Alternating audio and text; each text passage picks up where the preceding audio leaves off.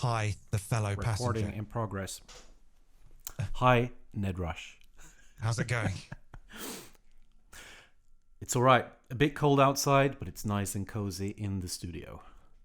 How Good. about you? It's Good. a little bit too warm in here. I might have to turn the heating off in a minute because, as I said earlier, I blast the heat. I'll see how I get on.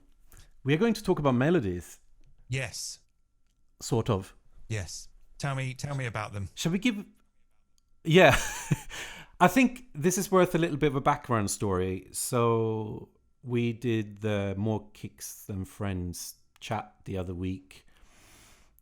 And I think I find the melodic parts of making music tricky. And I can make something that sounds coherent, but it maybe doesn't have as much excitement as I would like. And someone on the call, I can't remember who pointed it out. It might have been Broken Semitone, who said, but if you just play within the scale, you just don't get those sort of spicy notes. And then Ned Rush introduced me to something absolutely great. So what did you introduce me to? Well, if my memory serves, I think it was the idea of you just transpose whatever it is that you're doing, whatever scale you're currently in. If you're kind of going round and round with some sort of melodic idea that's in a certain scale, and you're not necessarily approaching it from a, like a kind of harmonic structure like you would with like a song or something. It's more kind of like a kind of riff or a vamp or some sort of groove, but you kind of want to take it in a different direction. Then like just transposing it can sometimes come up with interesting things. Like if you just kind of pitch the whole sequence up a minor third or down a minor third or something, or just somewhere else completely. And then what can happen is that obviously the whole sort of tonality of it changes drastically.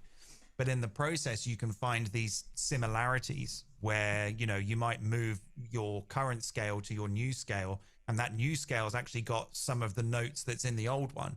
So you can kind of find these ways to kind of glue them together.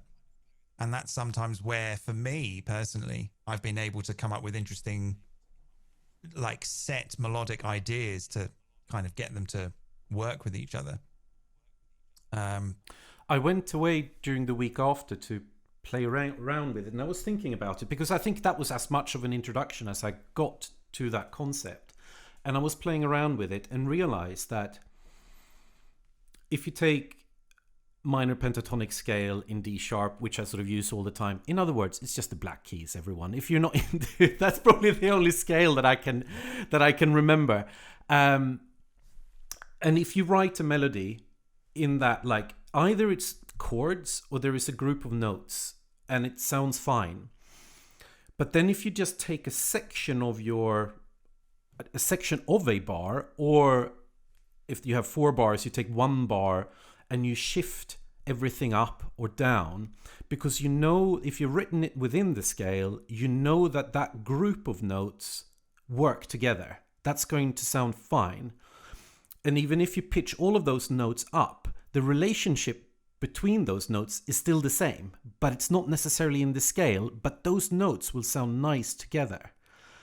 And then I was taking that concept of doing that as well. Like as long as I pitch an entire section in the same way, as in like the melody, the bass, or whatever chords I have, if all of them pitch in the same way, all of a sudden I just ended up in super interesting territory. It was not always good, but it was always, it was sort of an element of surprise. So you can still, when you make something and the listener might expect a change, but the change that is happening is unexpected, but it's still going to sort of work together because the relationship between the notes is still the same. Yeah, indeed. Yeah. Interesting.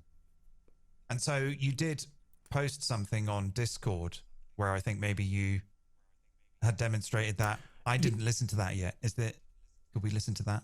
right now? Yes, I would say one of them. Yeah, well, we can do. I can't remember. One of them has definitely got more of it in it than the other, because I'm obviously working on, and I know you do too. How can you weave that into a in a sort of generative manner, in like when you're making generative music? And that's what I was trying there. Do you have that there by any chance? Or shall I see if I can dig it out? I don't have it. Maybe you might have to dig it out. I decided to cut that bit out because what I had done was quite embarrassingly bad, because it was one of the first examples when I was trying this out. Changing too many times. So I'm just going to illustrate the idea with this very short example, and then soon we will get back to the conversation again. If you want to see the embarrassing thing, Ned Rush may have included that on his channel, so if you want to see a variation of this talk there, go ahead. Bye.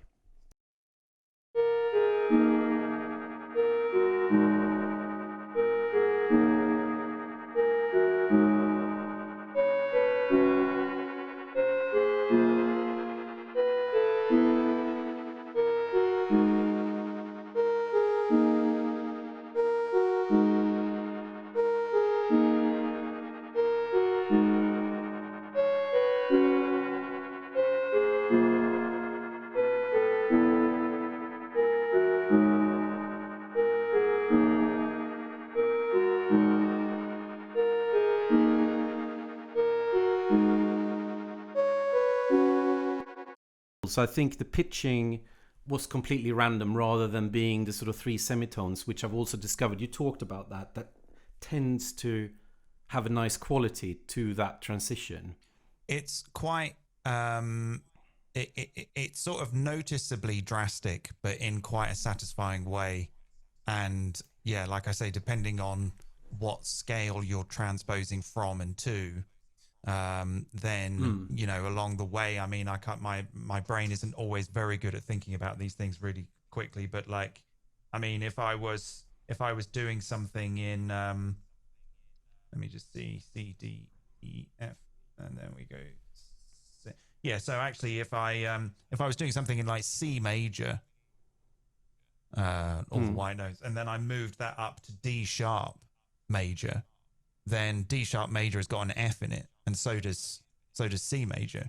So they share like notes, which means that there's like a tonality that you can find that they have in common, but you can kind of move everything around it, if that sort of makes sense. And that's kind of like, for me, where it can get quite interesting. And indeed, D sharp major also has a G in it, I think. Am I looking at D sharp?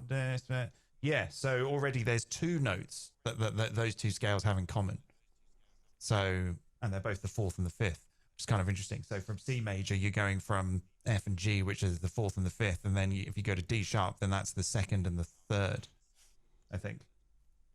I'm doing this on the keyboard, so everything I might be saying might be nonsense because I'm no keyboard player. But you get the idea. But when if you write music, is it literally like you draw the notes out, you play them on the keyboard, and then do you go manually and do the transitioning, or how do you do that? I probably would do it because I can't play the keyboard. On the guitar, I can do it like fine. But if I was working with MIDI, then probably I would have come up with the sequence first, and then I would just move all the MIDI up. Maybe I can try and do that right now. But do you? What do you do? What sort of duration do you shift the scale or transpose everything? Is it like for an entire section? Is it just for a bar? Or how often would you change, like when you play around and using this? Or do you just use it as an accent at some point during the track? Or yeah, I mean, I think it would sort of make sense. I don't know, I guess whatever feels right, but I suppose it would kind of make sense to do some movement. Yeah, I don't know. I guess every 4 bars, or just when something kind of felt right, like it's like it's getting to a point where right now I need to move this somewhere else.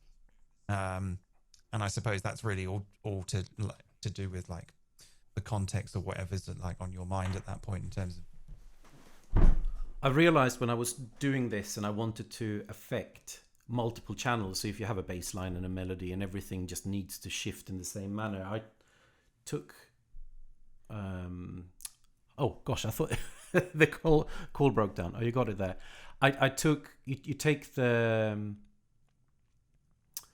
scale plugin, and you give all the different channels the same scale, and then you put a note plugin after it, allowing you to pitch everything that is coming through the right scale. And then you have to have a Max for Live device, or if you're using, I suppose, a MIDI controller or something, that in one go you can change this, transpose the scale on all channels at the same time. Yeah, that's an interesting way to do it. Then you've kind of got like hands-on control. Yeah, show me what you got. So I've just drawn in this, whatever this is.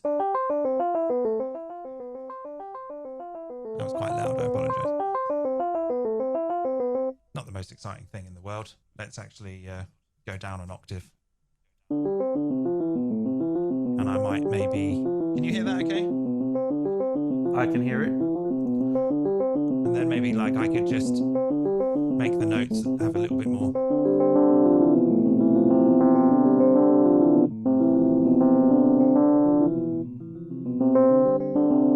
Going around and round and round a little bit, blah blah blah blah. So maybe what I'll do is I'll take a copy of that. I'll turn the scale off, so now I'm back to just normal chromatic, and then I'll just select them all and just go up 1, 2, 3, and see what that's like. Yeah.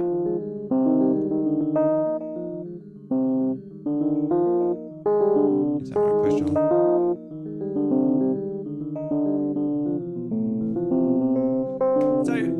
I've always thought it's kind of got quite a dramatic, cinematic thing about it. It's a bit jazz as well, but at the same time, with certain types of things, it's quite a dramatic shift, both in the sort of the theoretical sense and just in sort of how it sounds to me. It's quite like a whoa, what's just happened?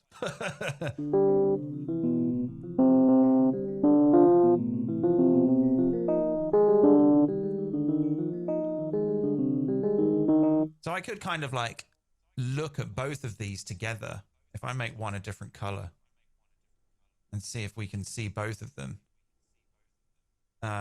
Just to see if there's like anything that's kind of similar. So here I can see that there are 2 notes that are the same. Oh yes, yeah.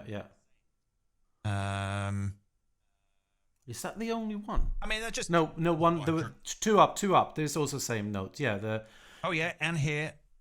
The D, same notes there, and the here. F, yeah, the F, yes, and the G. So already I could be looking at that and thinking, well, I could take those 2 notes as like some sort of melodic centerpiece for the chord transition, the chord change, and I know that they're going to work over both of them. So that's when you can start to find kind of like interesting joins. But let's just try a little experiment. So make another copy of one of those clips up there, and then you do not 3 semitones, you do something else, like it could be 7, or without thinking, just like transpose it all in one direction. Yeah, so we could go, actually let's do the top one. So let's go to this one, let's make this one yellow, and then let's turn this off. So this is what we started with. So I could go, I'll go down 1, 2, 3. So in my theory is, at least like if you just play this on its own, this is still going to sound fine. This is going to sound like the original, but you know, a bit darker. So if you just play that, not the most interesting sound in the world. Maybe I should pick a different instrument. No, but that.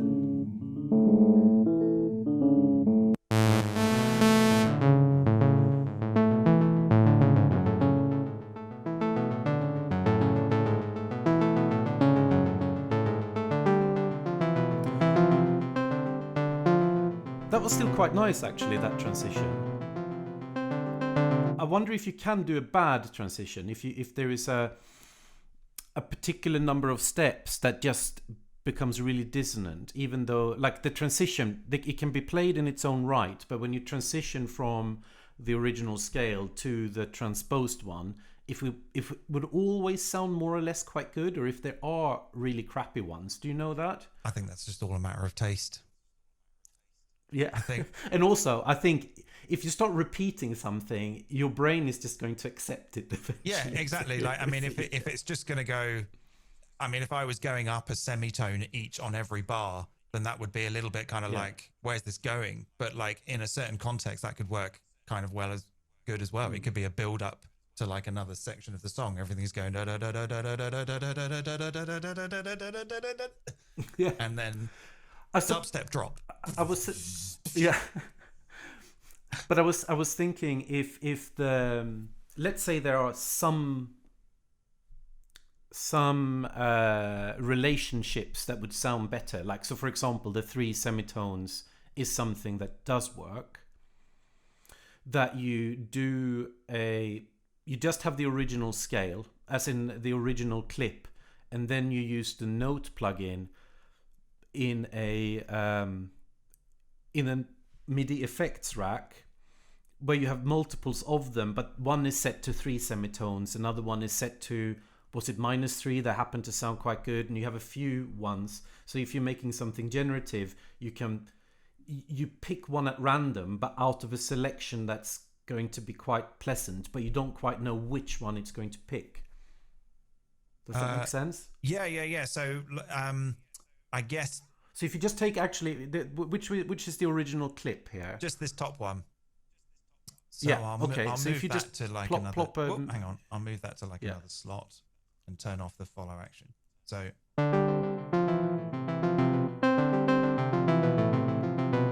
So what you're thinking of is something like you have like an instrument rack of all your various transpositions, and then you randomly selects one. Yes, it picks. So you pick a few that you like. Maybe that's going to take too long to demo now, but that's exactly it. So you can put it in a generative context, but stopping it from derailing so much that it's just going to sound crazy. So I'll have one here that is 3 up, semitones, and then I'll duplicate that. Yeah. And that one can be -3, and then I'll duplicate that one, and that can be minus. Pick a number. One could be 0 as well. That just like the original pitch. Oh yeah, I'll need one that's nothing. Yeah. Let's duplicate this one, and let's have this one at -7, and then we'll have this one at +7, and then we'll go into the chain selector. Oh, I did that wrong. Cool. You have to drag them all out. Okay, right, and then let's map that, and then we could pull in. We could pull in an LFO and tell the LFO to. Oh, I'm going to have to put it all the way at the end. Or you can just press the random as well there on the chain. Good point.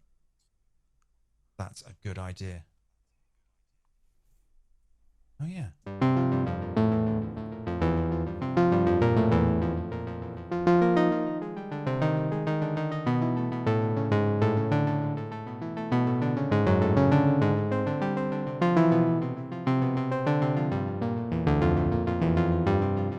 I think probably you wouldn't want to do it too often. No, I think like that's one of the things. To have its own little kind of bit of airtime. Yes, I think so too. I think one of the big errors with the track that I played that I'd been working on was literally like you were doing now. You sort of press, then it sounds too random. Maybe can you do something where it plays the original pitch most of the time, and then you deviate to a different one for a while, and then it returns? I suppose it can be different things, or that it just progresses. I would say do that with the follow actions. So I actually just set up some follow actions here, and basically what they should do is that they will go from, each one will play 4 times round, I think. I can't remember what I said. 4 times. And then it's going to the original, then it's going to transpose up 3 semitones, back to the original, and then down 3 semitones, and then back to the original. I didn't get a chance to sort of look to see if all of them had similar notes in. It's a bit of a eyesore to try and work out, but again, there's those ones there. There's these ones here now. You know, it's just sort of just quite interesting to see if they share any notes. These two here. Oh, look, there we go. All three. That must Three be. of them have got. That's the magic Yeah, number so the then. note D. If we played a D over all of that, all of these changes, and perhaps some other ones, It's always going to work. they should all. It will sit nicely over all of them. Let's just see how it sounds.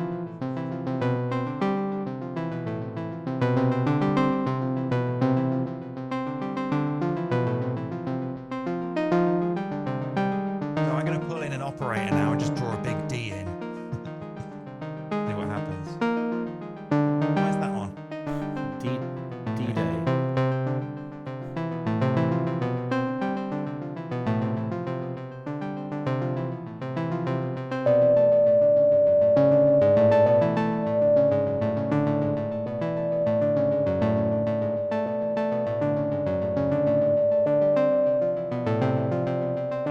Maybe that's a bit high. Yes. Let's go from the start.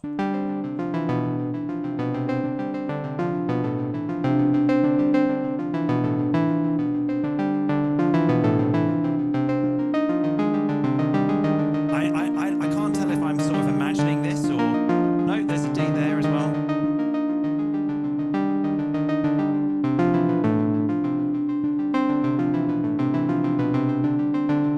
Let's check this one. Yeah, D there. So can you see the idea? Yes, Three absolutely. drastically different scales that have all Yeah. got D in. So you can, and there's probably other notes in there as well. You just have to go and find them, and then you can kind of glue them together by exploring their like common, what they have in common. You know.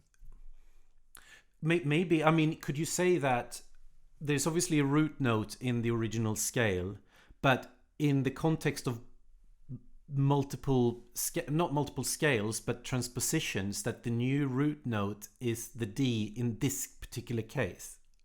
Because that's the one they have in common.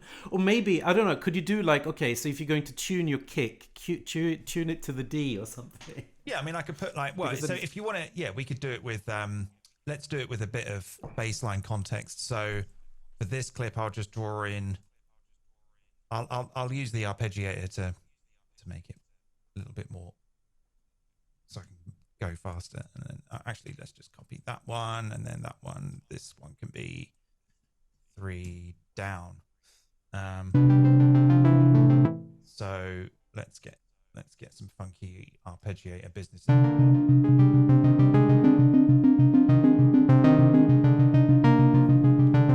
Okay, no, they've obviously all got to start at the same time.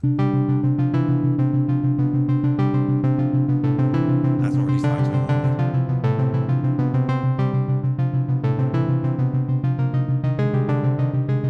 I need to set the follow actions. Nearly there.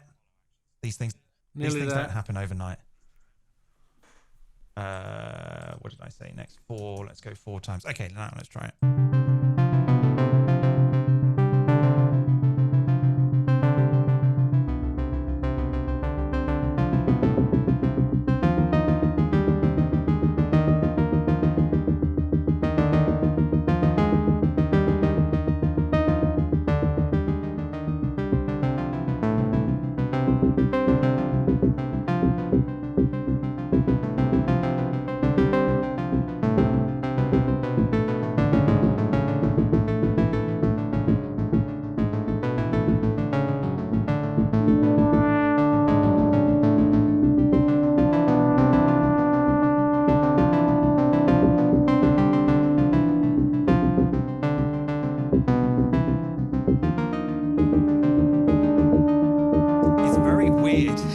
But theoretically it should work because they've all got D in. Let me just check that I'm not going mad. D.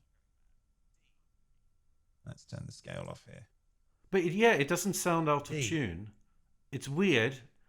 D. They've all got D in. D. Yeah. So you could play D over all 3 of those transpositions. and it won't be out of tune. Or yeah.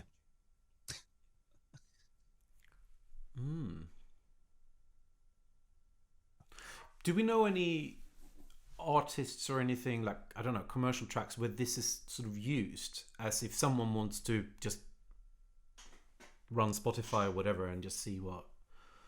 Well, Kind of Blue. Do you know? So What by Miles Davis is absolutely. I mean, but that's that's in D. Well, it's C major. I think it's D Dorian, so it's the second scale of C major. But then they just they go up one semitone, and then it's pretty much that throughout the rest of the song, I think. And you can really kind of hear it when when the solos come in and they're sort of soloing over that change and trying to find the ways to join it together and stuff like that. That's the first thing that comes to my head. There's many. John Barry used to do it loads and loads. But in that example, how often do they do that shift? How often do they do the transpose? Is it only the once and then it sort of continues in the same way? Or yeah, I'd say in So What, it's quite a long time. It's enough for like everyone to almost have a whole solo. So I'd say it's something like at least 16 bars before they do the change, and then that's maybe 8 bars, and then they go back. So how often you do the change in something like what we were just listening to, which is a bit of some floaty electronica, I would probably give them quite a long time. I wouldn't do it like every bar, but we could see how it sounds. Or like could you do something where, let's say it's an 8-bar thing, but just the last bar in the 8-bar loop will just pick another one and then it will go back again. So that there will be a surprise on the 8th and then it will just go back again. Yeah, so that would be that would just be or like that might be tricky to do in follow actions, or unless you fake it. I don't think so. I think it would just be you would just approach this differently. So if I've got to move the zoom thing out of the way. If I was to I won't do it with all of them. I'll just do it with the chords or something. So if I take a copy of this, move these all down here, and then I can sort of say, this is my top one. Let's delete that one and have these two. So I could say for this one, the follow action can be play 3 times, and then these other 2 will play once, and then they'll go back to the first. And then this one just goes to other.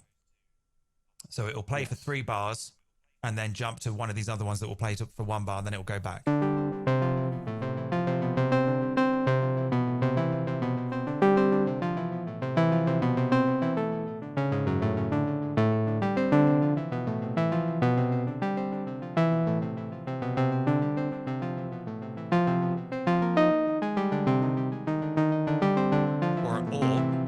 Have it so that they change every bar. Or we could go linked off and do it every half a bar. Hang on, let's do them in order so that they go to the next one.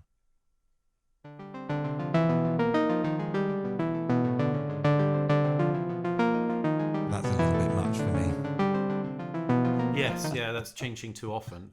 It's almost like you want to have the continuity, and then you just sort of throw some spice into the mix, and then it sort of just slides back again. Yeah. I like the idea you were saying there about the notes in common, and maybe you can use those to create a nice transition between the transpositions, that they will be the sort of connecting notes between the two. Yeah. That's kind of when it starts to get like it gets exploratory in a rewarding way, because it's kind of just like, it's sort of like a little game you can play. It's like, let's see which ones they've got in common. And then, because depending on what kind of transposition you do, you're going to be very limited to the amount of notes that are available, which in some ways is quite a good way to think about approaching melodies, is to, a lot of the best melodies are all quite simple and there's not many notes. So it's kind of like you take like a simple kind of way of approaching chords and harmony or tonality and stuff like that. And then it kind of gives you something that's like, hey, you've got these notes, take them away and maybe come up with something melodic to make them work over all of them. That's... Could you do, I mean, I have no experience with this, But could you do exactly the same way, rather than thinking about transposition, that you pick a completely different scale, which probably that needs to have some notes in common, but it's a different scale and will give you a completely different vibe. So you have a part of the song that follows one scale, then you do the transition with the notes that it has in common, and then you just get a completely different feeling, which will feel coherent. Does that make sense? Yeah. I think... I don't know if it would work. It's just too complicated. So, my brain explodes. No, it's just, you just have to sort of do a little bit of... actually, with Ableton's scale snapping in Live 11 in the MIDI editor, this actually wouldn't take too long. So I've got this first idea, which is kind of in C major. If I take a copy of that, give it a different color, and then go into this clip, turn the scale on and choose C minor. Turn the scale on so I can see where some notes aren't in the scale, right? So this note here is E, that's not in C minor. So we can just move that to another note, move that to another note, move that one to another note, and move that one to there. There's another one in the middle. Oh, yeah. Oh, there. Where did it go? I moved it. Let's put it there. Okay, let's turn these follow actions off and sort of hear the difference.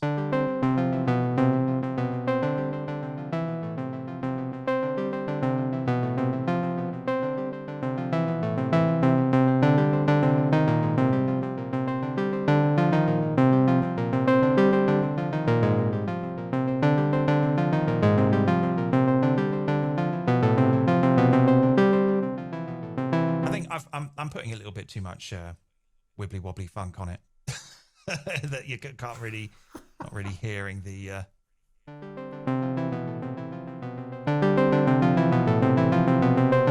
a bit more straight.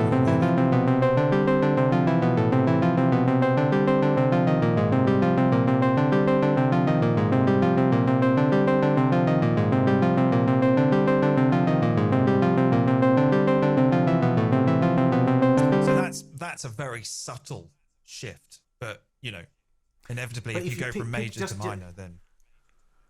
But just do like a really, just pick, I don't know, Phrygian or something. I don't know how that would shift, and just to see like, and even in a different key, like let's just pick something that's just very different, but hopefully we'll have some notes. Okay, let's go for F sharp. Yeah. Pelong Tembang towards the bar. This one. Yeah, try that one. I have no idea what Pelog Tembang is. That's interesting. Right, so yeah. So there's looks like a pentatonic. Oh, and there's a big gap there. That's interesting. All right, so let's just move that one to there, that one to there. Let's move these two to here, and that one to like up here or something, and then there's some more here. That one to there, that one to there. Let's put that one there and that one here or something. And then if we turn... They're still in the middle there. Yeah. These two. And then there's one further up there. That's it. Brilliant. It's quite good, that scale snapping thing, isn't it? So... Yeah, I keep forgetting about it, but yes.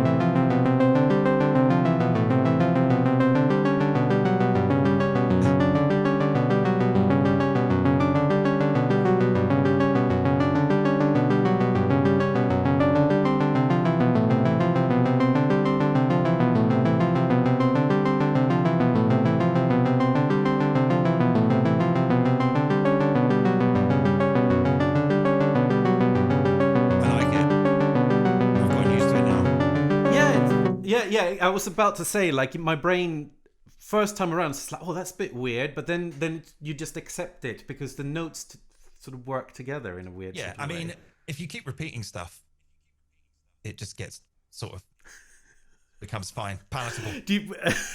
Could that be a good challenge to see, like, how far can you push that and that theory still works? How far can you repeat things? I think strictly in the context of music, it's totally acceptable. Your sound has just disappeared. I can't hear you anymore. Oh, have you lost me? Hello?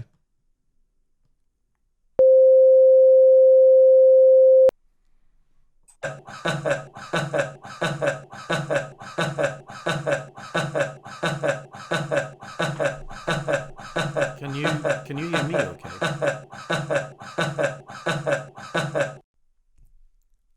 Are we on? Yeah. We are. Go. Okay. Hi everyone. Something that we did not say at the beginning of this video was that this is part of a set of 3 videos. So after having discussed this concept of transposing, Ned Rush and the fellow passenger will go off and create an entire track. The other will not be allowed to listen to it just yet. We will record our own videos showing in detail how the process we're going through, the thinking, etc. And then there will be the second episode, or depending on which order we're calling it, but we will meet up and we will together listen to each other's work, and we will talk a little bit about it and see what methods we were using and the ideas we sort of took from this conversation. And then you will also, on each of our channels, you will also be able to find the detailed walkthrough of the creation of those tracks. So that will be a sort of a three-part thing. So this was the first part, and I don't know exactly when the next one will come out, but I'm sure both of us will announce that through our social media channels. Let's say the next couple of weeks or something like that. Yes, absolutely. Yes. I'm going to beat you to it. Okay. You probably will, because I'm so lazy. Yeah. Okay. Well, I'm interested in this, and I'm already kind of, getting excited about things to try. And I'm interested also to see the way you approach it. I'm thinking maybe we might go into slightly different directions, which is good. I'm excited. Maybe this will help me taking my melodic parts to the next level, or actually, putting something into practice that I usually don't do. So it's going to be good. Yeah, likewise. I think I might sort of. It's an interesting challenge, and yeah, I have no idea what I'm going to do, but it's a solid framework of an idea to start with. So yeah, cool. Let's see where it goes. So let's say, see you next time, everyone. Bye. Goodbye.